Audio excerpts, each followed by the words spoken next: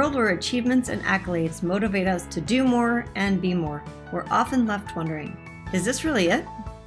Deep inside, you know there is more to life. You're ready to leave behind the old, push your way through, and claim the deeper life that's calling you. That's where we excel. We're your hosts, Stephanie Allen and Maren, and this is the Soulful Leader Podcast. Sit back and relax as we share the shortcuts we've uncovered to help you make shift happen.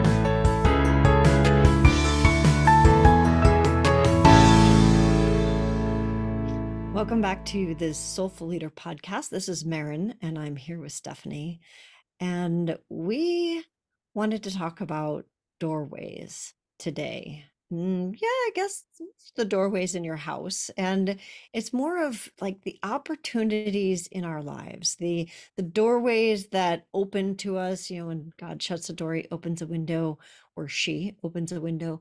Like where do we find those opportunities, and do they look different than what society has taught us to actually look for? And even the metaphor of a doorway is that you're changing state. You're moving from one room to the next, or one, inside to outside, and it's crossing a threshold. So you have an opportunity to move to a new state in the next room or the next iteration. Yeah. I know for myself, this has been something that I've been thinking about a lot lately, because there's still some drama around my studio from, gosh, it's 10 months ago now that I shut the doors of the studio. And oftentimes, as we move through life, we think that things are getting in our way. And this is a story that I hear a lot, that I could be telling myself around, oh my God, this is still dragging on. It's getting in my way. It's causing me problems. I am losing opportunities because of it. I'm, all of the stories. And from one perspective, they're true. All of that's all true. It still is dragging on. It gets in my way. And so I decided, what if I flipped that coin and thought, what if it's not getting in my way? What if it is my way? I like that. What if it's my doorway? What if it's my opportunity? Because if it keeps going in your life, there's probably a reason that it keeps going in your life. So what is it that it's offering me? What's the gift? What's the doorway that's going to be more powerful than me shoving it to the side, blaming other people, getting grumpy about it, all of the stuff that we do, trying to look over here in the other direction. I'm supposed to go over there. I'm supposed to be doing this. Well, wait a minute. What if I'm actually supposed to be right here, looking at what's mine? What's the inner dialogue for me to have? So what I notice is that what upsets me the most around what's going on with my studio is that my landlords feel like they want to control every piece of it and keep making it more and more fear-based for my tenant. So I'm right now in between my landlord and my tenant. So I have sublet my space. And what I decided to do was go and look at, where in me are fear and control coming up? What's mine to look at there?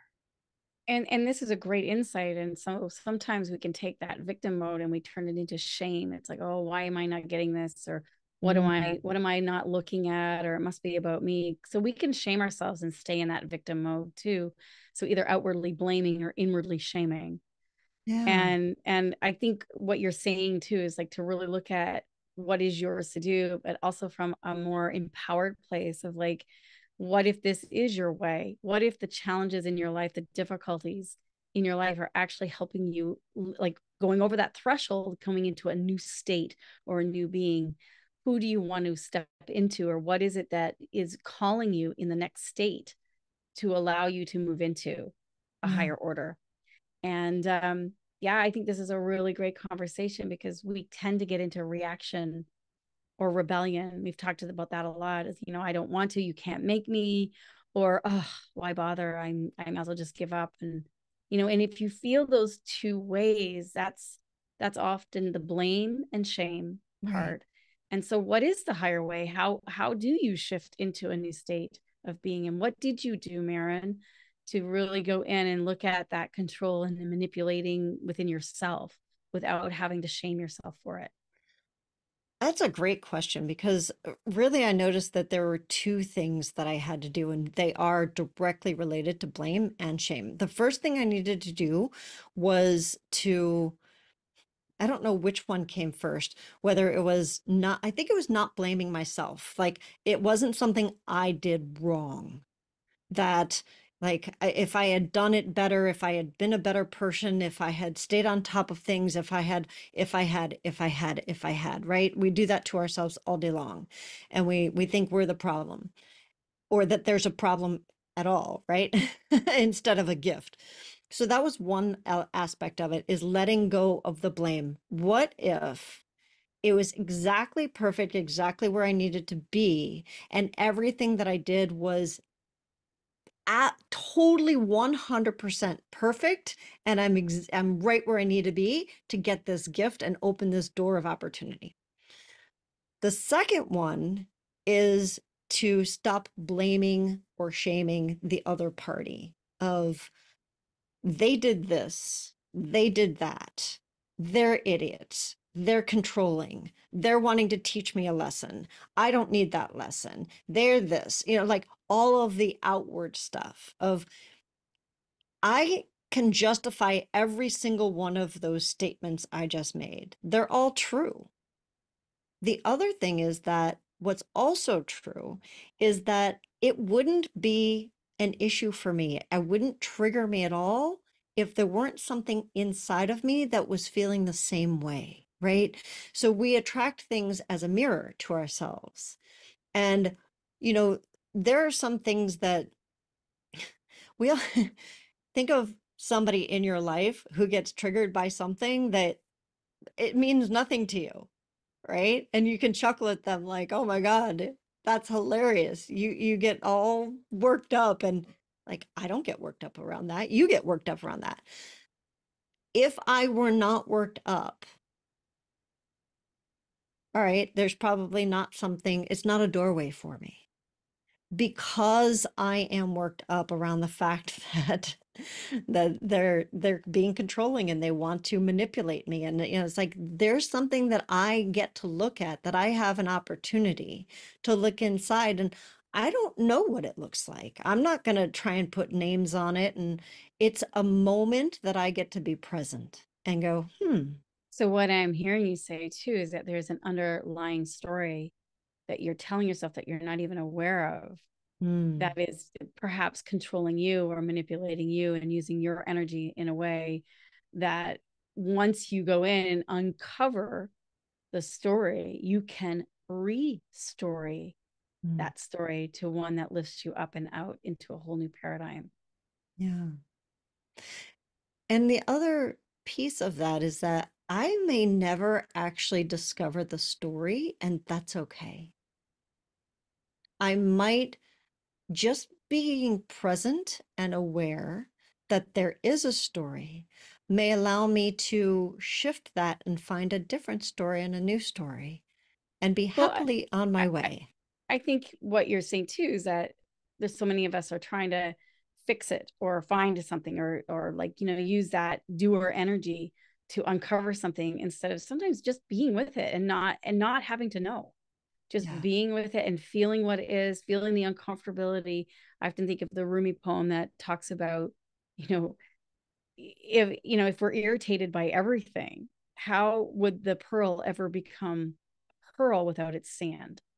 It's Mm. like to allow the irritations to actually polish us, to that we don't have to figure out how that's going to happen. If we can just stay with it, we can Yeah. trust the unfolding of that irritation or the difficulty, that somewhere in our future we're going to look back and go, oh, that's what that was for. I think the the most important thing is to make space for the possibility. And for me in this, it is if I'm blaming myself, there's no space there.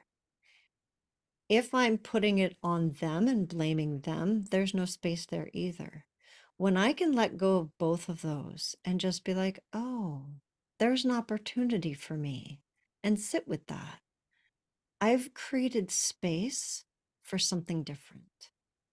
Whether it is, I might actually pull it out and go, aha, there's the booger. I found it, and be able to like do whatever I'm supposed to do with it at that moment. And it may be, 3 months from now, or 6 months from now, or 6 years from now, I go, oh, I never gave that another thought. And it's You gone. know, and I hear what you're saying with that too, is like making space. It's like to feel it, to actually Mm. sit with it and feel it and not make a judgment about it one way or right, but just to feel the emotion. And in Chinese medicine, when there's pain or discomfort, it's because energy is not moving, it's not flowing. And so It's a how do we, closed door. it's a closed door, right? So when you can open that up and allow that energy to move through you Mm. by without fixing it or changing it or judging it or giving it a story, that you actually are releasing. And so often we hold it back, hold it back, hold it back, hold it back, and then it blows. And it either implodes on ourselves or it blows up with those that we love and feel safe around us. So to really feel the uncomfortability, I would say feel it to heal it, and energy and motion is emotion. So to allow that to flow and not make a story, that's the key. As the emotions flowing out, not to make a story, but to allow the stories to unfold themselves and be released from your Mm. body and your mind. And that is actually what makes space. So often when people say, I don't have the capacity or I don't have the space, it's often because what is it being stuffed with? Old stories, behaviors, thoughts, emotions that we don't want to look at. And we distract ourselves. And so we'll either react or we will, be into resignation, like, well, why bother? And we give up and we just go into a depression or different things like that, instead of like really embracing, going, okay, I'm going to feel it as a part of me, not all of Mm. me, but to give it a part of me is really angry or sad or afraid or whatever it might be, but to give Yeah. ourselves permission to feel it. I really think that that's key, is noticing it as a part of me. It's not all of me. It's not who I am. So when I've done right now, I'm in the middle of looking at what aspect of me or what story is being told inside of me that's around fear, that's around control, that's like, I'm so fearful that somebody's going to screw me over that I'm going to try and control every aspect of it, because that's essentially what I'm feeling from my landlords, is that they want to control every aspect of what's going on, because they're sure either I'm going to screw them or somebody's going to screw them. And I'm like, nobody's going to screw you. Like, you're taken care and of. It's and okay. and that's what we do inside ourselves, is that we try to control the feeling, we try to Right. stuff it, we try to like, oh no, I'm not going to give them any anger, oh no, I'm not going to show fear. It's like, actually, to be vulnerable is actually takes great amount of courage, and that's also what opens up that door to allow the flow to happen. It Yeah. doesn't mean that you have to project it onto somebody else, but just to sit with it and feel it and be with it.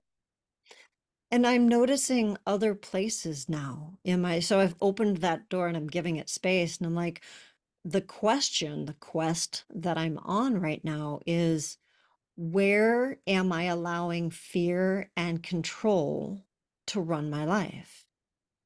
Subconsciously, right? I want to make it conscious, because right now it's happening subconsciously. If it weren't, none of this would be going on, right? This is my opportunity. This is my doorway. This is where I get a chance to go, okay, so where is it running my life subconsciously?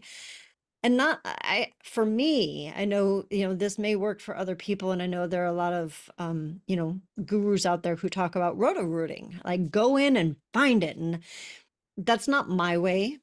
My way is to be present to it, and not good, bad, right, wrong. Like, both are effective.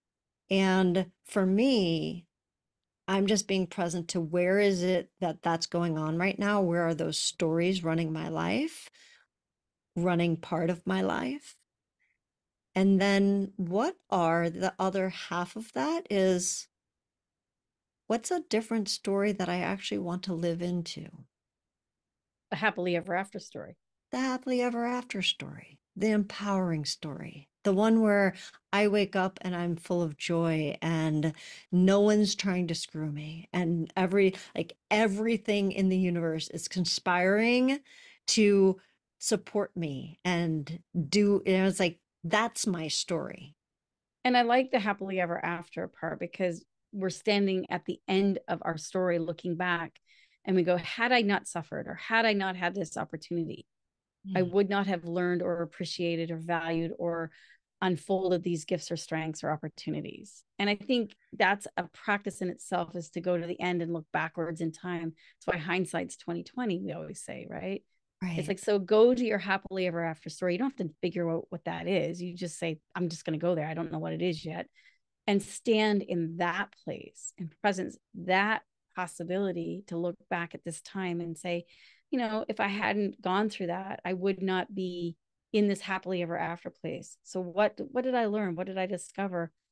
Not about the world, not about wherever that, but what about myself? Like what, like the pearl, right? Like, you know, the sand actually creates the pearl. So you are the pearl, and that irritation is actually polishing you for something.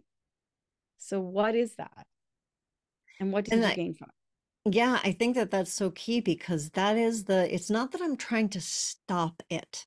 It's not like, oh, I just want to shut that door, make it go away, and find my happily ever after. I want to go through the doorway. Yeah. I want to, hmm, I don't know if I want to say I want to experience the irritation. And like, rather, what you resist persists. Mm-hmm. Right? So if I keep resisting and saying, no, no, no, I don't want to do that. I don't want to look at it. I'm not willing, then it's just going to keep coming back in different ways in my life. So yeah, I want to open that. This is my opportunity. Here's a doorway for me to go, what if I open myself to it and embrace it? Go through it, Mm-hmm. feel it. Like you said, feel it to heal it, Different way of looking at we're looking for our opportunities and we're confronted by challenges on a daily basis. And it's just what I'm finding is it's just a different way of looking at it than I was never taught to look at things like this. Yeah, because we're taught to avoid them or stuff them or ignore them or be the positive thinker. Overcome them, right? Yeah. Exactly. Instead of saying, what is this difficult, this challenge actually teaching me? What is it helping me become? Yeah. So I'd love to, for all of you out there who are listening, tell us some of your stories of, as you're looking this week at some maybe a challenge that you hadn't necessarily thought of as an opportunity, something that you kind of just wanted to shove off to the side and be like, that's not about me. What if you opened to it and said, what if it is about me? So we'd love to hear some of your stories. Remember, you can find us Facebook and LinkedIn under the Soulful Leaders. And if you wanted to watch our little talking heads talking to each other, you can find us on YouTube.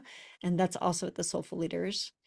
And we only have a couple more weeks until our 12 days of creation. So if you're not familiar with what that is, go visit our website, either the soulfulleaderpodcast.com or our new website, tslp.life, which stands for the Soulful Leader Project.life, tslp.life. And we'll see you all next week on the Soulful Leader Podcast.